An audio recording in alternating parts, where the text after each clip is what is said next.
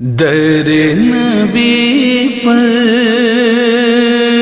پڑا رہوں گا، پڑے ہی رہنے سے کام ہوگا۔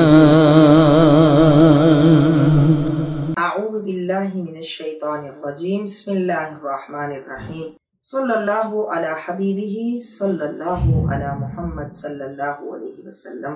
ہمارے آقا و مولا صلی اللہ علیہ وسلم صحابہ کرام سے خوش طبعی بھی فرما لیتے تھے، لیکن آپ کا صحابہ کرام علیہم الرضوان سے خوش طبعی فرمانا اور مزاح فرمانا ایسا نہ تھا جو آپ کے رعب اور دبدبہ کو ختم کر دیتا، بلکہ آپ کے صحابہ کرام علیہم الرضوان سے ایسے خوشگوار تعلقات تھے کہ جو وہ آپ کے قریب آتے تھے، اور جس سے سہولت اور تفریح کا سامان اس طرح ہوتا تھا کہ جو ذکر الہی میں رکاوٹ نہ بنتا تھا۔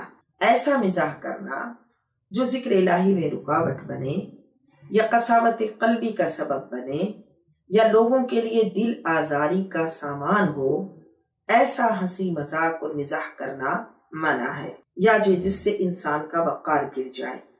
لیکن اگر خوش طبعی ہو، ایسی خوش مزاجی ہو جس سے لوگ قریب آئیں اور ان کے دل میں خوشی داخل ہو، تو یہ اللہ کے محبوب صلی اللہ علیہ وسلم کی سنت کریمہ ہے۔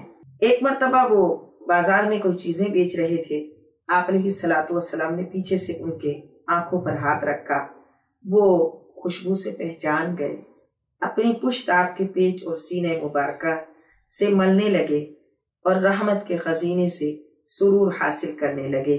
آپ نے فرمایا ہے کون جو اس کو خریدے؟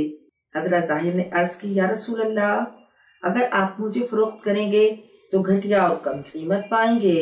قال رسول اللہ صلی اللہ علیہ وسلم، لیکن عند اللہ لست بکاسر، لیکن تو اللہ کے ہاں بالکل کم قیمت نہیں ہے۔